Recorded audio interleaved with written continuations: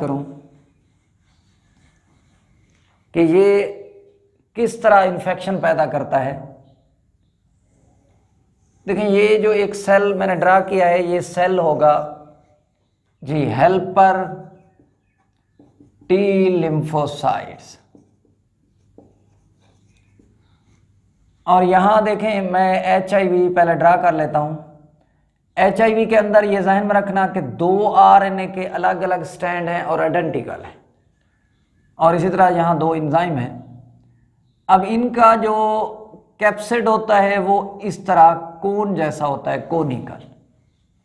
तो ये कैप्सिड है, इसके बाहर ये इन्वेलप है, और इन्वेलप के ऊपर लगे होते हैं इन्वेलप स्पाइक, जो होस्ट के साथ अटैच करने में मदद मिलती है। तो ये इन्वेलप खुद नहीं बनाते, ये होस्ट की सेल मेम्ब्रेन से डिराइव करते हैं, इसलिए इसकी कंपोजिशन वही है मेम्ब्रेन जैसी। जी ये इन्वेलप हैं, और ये इन्वेलप हैं, और ये स्पाइक है, इन्वेलप स्पाइक हैं। ये कैप्सिड है, और ये RNA का जीनोम है, और ये एंजाइम है रिवर्स ट्रांसक्रिप्टेज।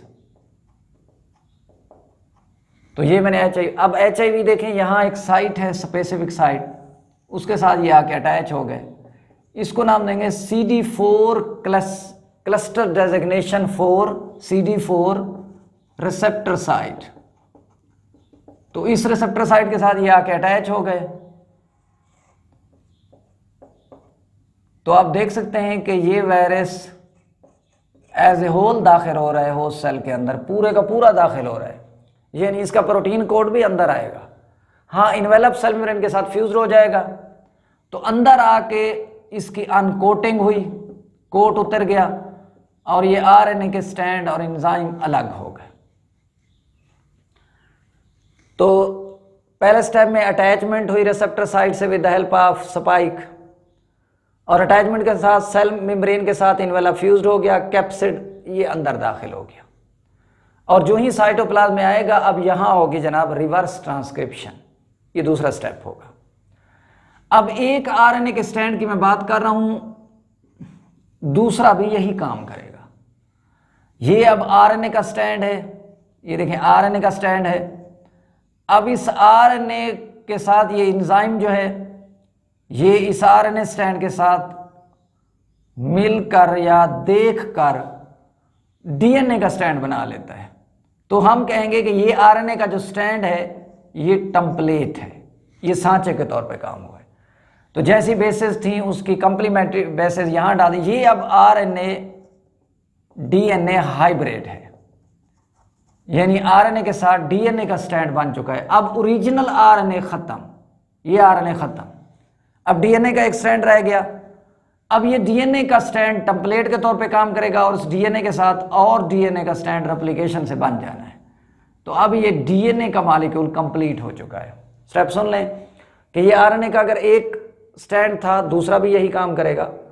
इस RNA के स्टैंड को एंजाइम ने टेम्पलेट के तौर पे काम किया, और टेम्पलेट के तौर पे इस्तेमाल करते हुए उस RNA के साथ DNA का स्टैंड बना लिया। तो ये RNA और DNA हाइब्रिड बन गए, और फिर ओरिजिनल RNA वाला स्टैंड खत्म, अब जो DNA वाला है उसके साथ और DNA का मालिक यानी स्टैंड बन जाएगा, तो एक DNA का मॉलिक्यूल कंप्लीट हो जाता है। तो यहाँ ट्रांसक्रिप्शन और रेप्लिकेशन कंप्लीट हो गई।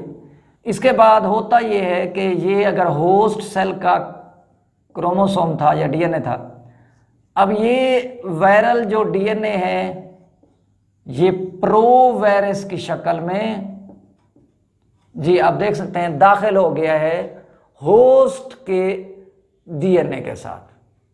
तो जब होस्ट के DNA के अंदर दाखिल हो गया, अब प्रो वायरस इसे कहेंगे। अगर ये बैक्टीरियोफेज का DNA होता तो हम प्रोफेज कहते। तो जो एनिमल का वायरस हैं, जब अपना DNA होस्ट सेल के अंदर इंटीग्रेट करते हैं तो किस फॉर्म में रहते हैं? प्रो वायरस की शक्ल में। अब ये सेल अमूमन कैंसरस बन जाते हैं कि खामखा डिवाइड होना शुरू हो जाते हैं। फिर होगा क्या कि ये प्रो वायरल जो DNA है ये करेगा ट्रांसक्रिप्शन। ये अब तीसरा स्टेप है। ट्रांसक्रिप्शन से आपको पता है आरएनए बनेंगे, और फिर आरएनए के बाद होनी है ट्रांसलेशन, यानी प्रोटीन बननी है। और यहां प्रोटीन का मतलब है कि उनके जनाब ये देखें, ये कैप्सिड तैयार हो रहे हैं और इंजाइम तैयार हो रहे हैं। और फिर इसके बाद जो आखिरी स्टेप है वो है असेंबली एंड रिलीज, कि अब इस कैप्सिड के अंदर देखें आरएनए के मॉलिक्यूल चले जाएंगे, इंजाइम चले जाएंगे, और इस तरीके से असेंबली हो जाएगी, फिटिंग हो जाएगी, असेंबल्ड हो जाएंगे पार्ट्स, और अब बाहर निकलने के लिए तैयार है।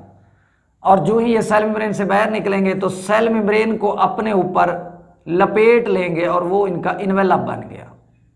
तो इसका मतलब ये हुआ कि इन्वेलप इसने खुद नहीं बनाना, होस्ट की मेम्ब्रेन से डिराइव्ड करना है। तो ये बड की शक्ल में बाहर रिलीज हो जाएंगे। मैंने एक साइड से रिलीज किया तो हर तरफ से ऐसा होगा।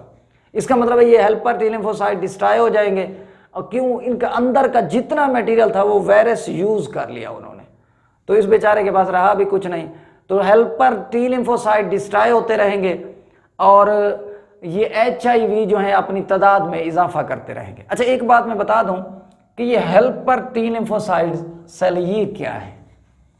देखिए, आप जानते हैं कि ये लिम्फोसाइट सेल जो है ये वाइट ब्लड सेल की टाइप्स हैं। वाइट ब्लड सेल की मुख्तलिफ टाइप्स हैं, 6 टाइप हैं। और उनमें अगर मैं लिम्फोसाइट के हवाले से बात करूं तो लिम्फोसाइट जो है ये लीकोसाइट हैं, यानी वाइट ब्लड सेल्स हैं। इनको 2 कैटेगरीज में हम डिवाइड करते हैं। एक को हम कहते हैं जी बी लिम्फोसाइट सेल यानी बी सेल्स, टी लिम्फोसाइट यानी टी सेल्स। और जो बी सेल्स हैं इनके 2 फंक्शन होते हैं। एक को हम नाम देते हैं कि ये बनाते हैं जनाब मेमोरी सेल, यानी इन्होंने यादाश्त करनी होती है, और दूसरे इन्होंने बनाने होते हैं प्लाज्मा सेल। और प्लाज्मा सेल ने आगे जी बनाने होते हैं एंटीबॉडीज, ये एंटीबॉडीज बनाने हैं।